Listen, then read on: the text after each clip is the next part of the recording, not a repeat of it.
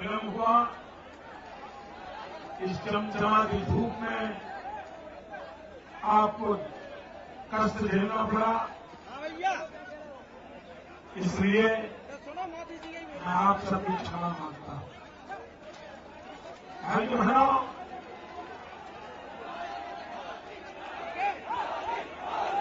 मैं अक्टूबर महीने में बुंदेलखंड की धरती से आया और तब मैंने पीड़ा व्यक्त की थी। ऐसी भी भूमिका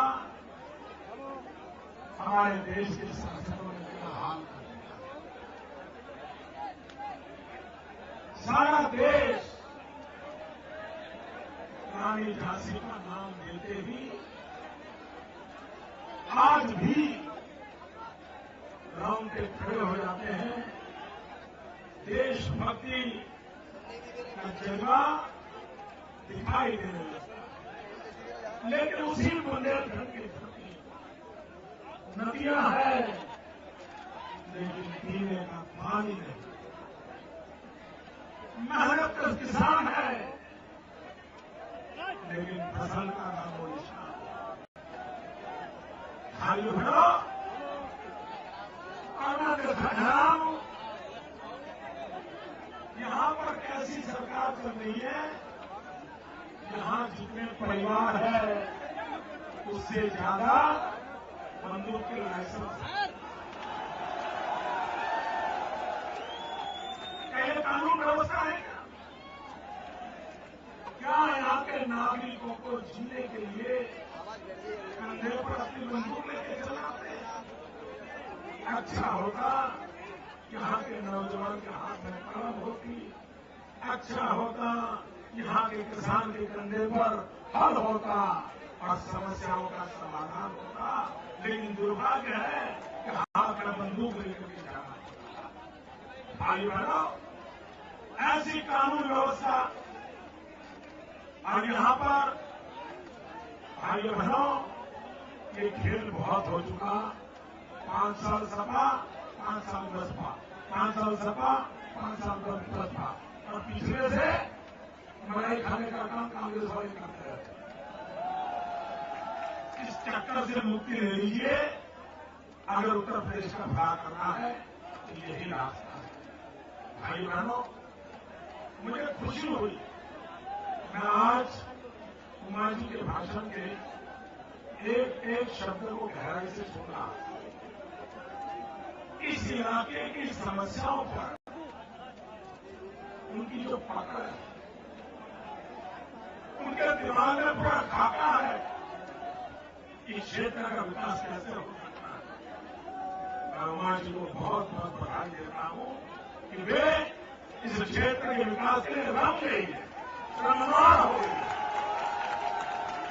और अगर उमा जी आप इतनी मेहनत करती हो, आपके इतने सपने हैं, तो फिर तो हमें भी 2 कदम ज्यादा चलने का मन कर जाएगा।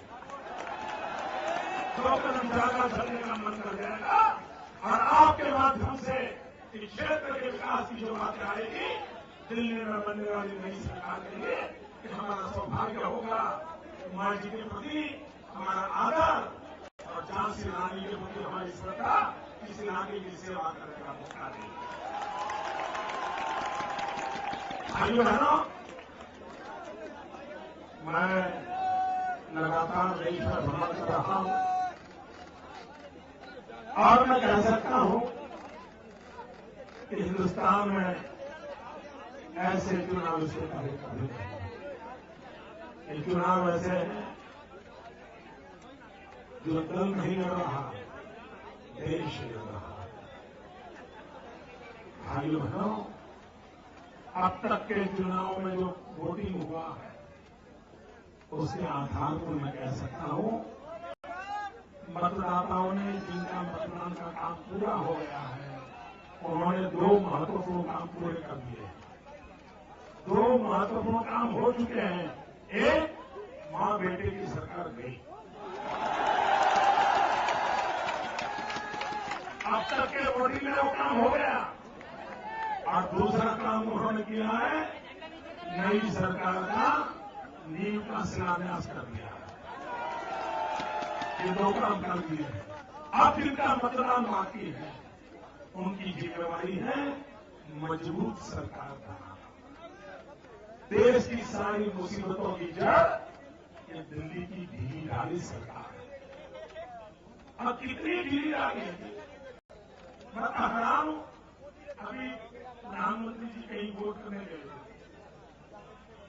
ये कांग्रेस पार्टी, कभी आपने ऐसी पार्टी देखी है कि जिसके प्रधानमंत्री चुनाव लड़ते हो, जिसके मंत्री चुनाव लड़ते हो, सारे भागे,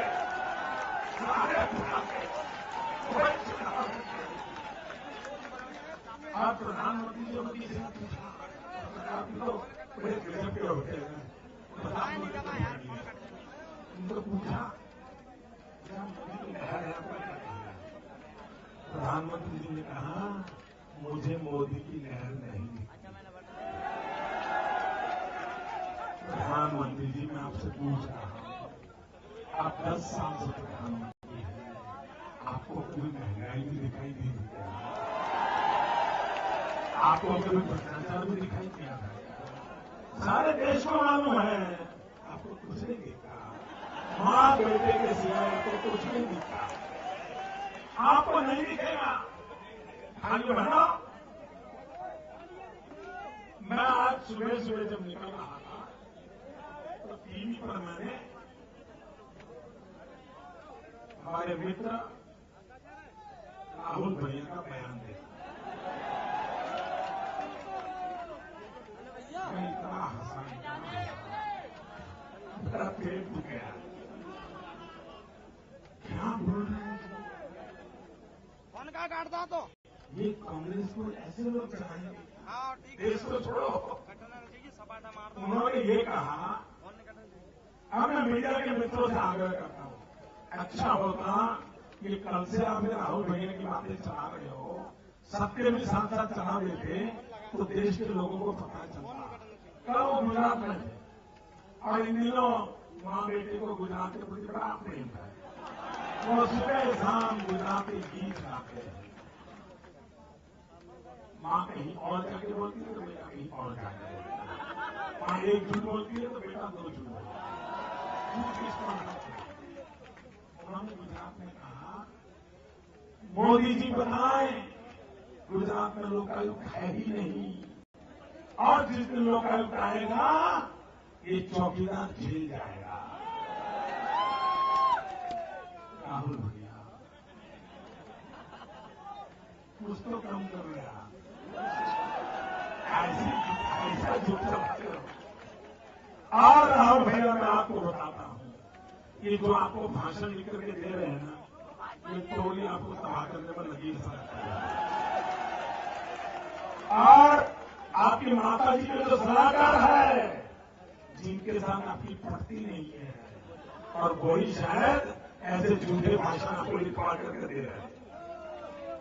राहुल भैया, आपको पता होना चाहिए, गुजरात में लोकायुक्त है।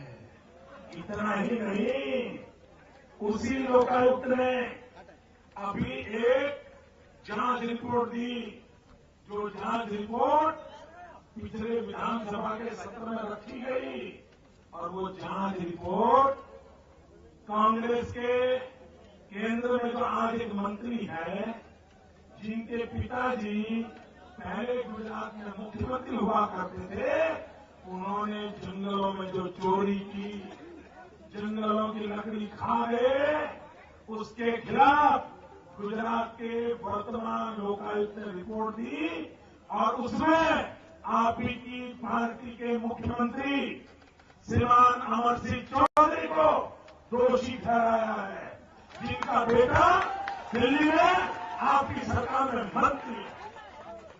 अमर सिंह जी का स्वर्गवास हो गया, इसलिए हम राजनीति नहीं करना चाहते थे, हम चुप बैठे, कभी बयान नहीं किया।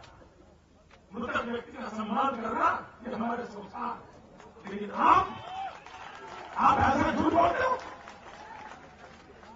भाइयों बहनों, गुजरात की जनसंख्या है 6 करोड़, गुजरात की जनसंख्या है 6 करोड़। कल राहुल बाबा ने कहा कि गुजरात में 27,000 करोड़ नौकरियां खाली पड़ी है।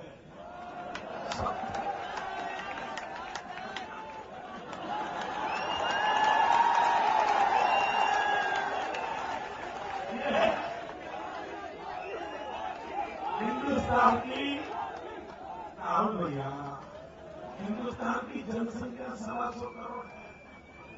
गुजरात की जनसंख्या 6 करोड़ है। और आप 27,000 करोड़ नौकरियां क्या बोल रहे हो जी कि दुनिया की पॉपुलेशन से भी आगे बढ़ गया। आप बताइए, इनको देश देना है क्या? इससे आगे वो जो बोले हैं मैं पब्लिकली बोल नहीं सकता। आधा बता देता।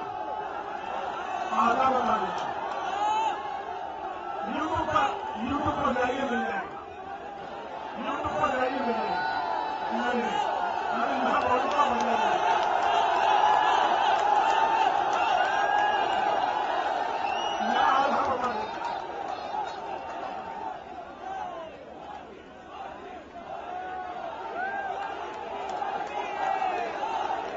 मैं आधा बता देता। हूं।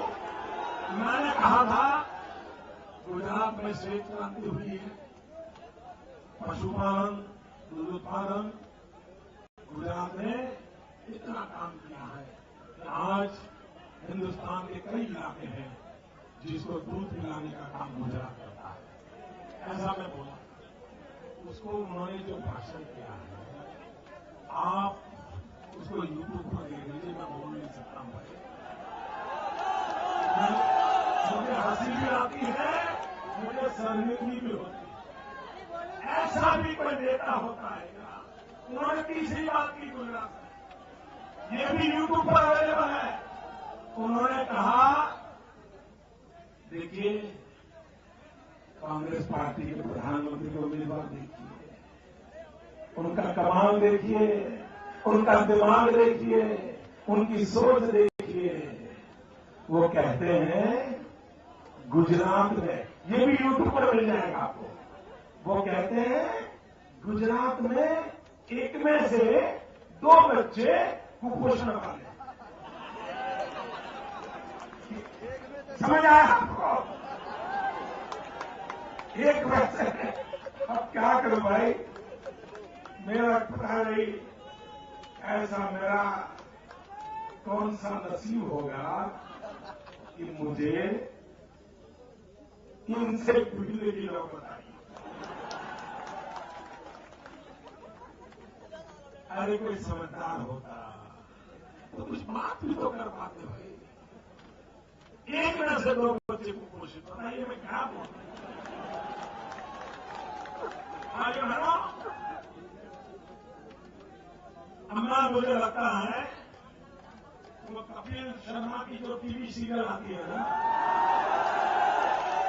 अब थोड़े दिन में बंद हो जाएगी। इसी का सारा इकट्ठा करके टीवी वाले दिखा देंगे तो चुनाव की पूरी थकान उतर जाएगी। मनोरंजन के लिए अब आपको कुछ नहीं करना पड़ेगा। भाइयों बहनों, इस चुनाव में मैं साफ देख रहा हूं, हिंदुस्तान में कई राज्य ऐसे होंगे जहां कांग्रेस का खाता नहीं खुलने वाला।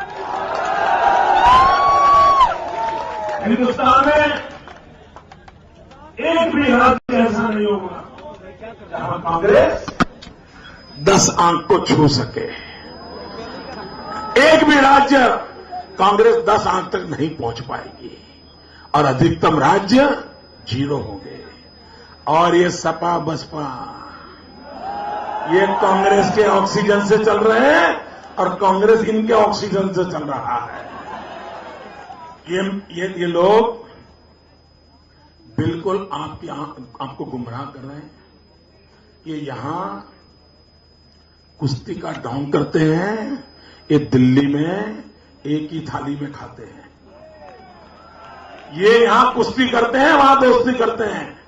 ये लूटा हुआ माल को बांटने वाली टोली है। और इसलिए भाइयों बहनों, सपा हो, बसपा हो, कांग्रेस हो, कोई फर्क नहीं है, एक ही चट्टे बट्टे के लोग हैं। और इसलिए भाइयों बहनों, इन पे कोई भरोसा मत कीजिए। और ये समाजवादी पार्टी 4 हिस्सों में बंट चुकी है। समाजवादी पार्टी का चरित्र 4 हिस्सों में बंट गया है।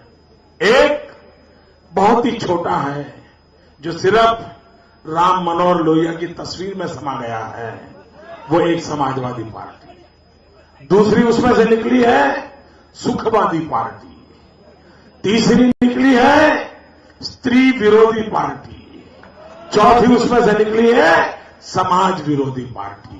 ये चारों कुल में ये साइकिल लेके घूम रहे हैं। और उमा जी ने सही कहा, इलेक्शन कमीशन की कसौटी ये नहीं है कि गुजरात जैसे राज्य में शांति से मतदान हो। इलेक्शन कमीशन की कसौटी ये है कि बम, बंदूक और पिस्तौल से लोगों को डराने वाले इलाकों में आप सच्चा मतदान कैसे करवाते हो।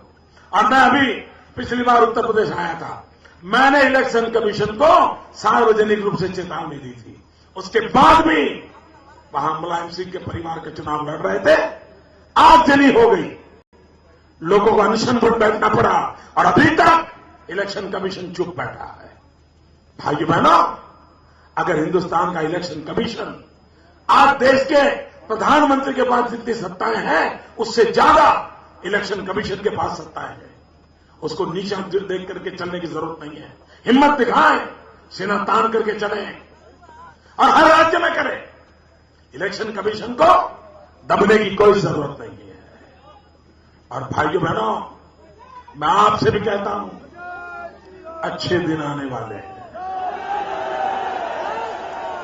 ये दबांग, ये बम बंदूक की राजनीति का खात्मा बोलने वाला है। भाइयों बहनों, निर्भय होकर के, हिम्मत के साथ 30 तारीख को भारतीय जनता पार्टी को विजयी बनाइए।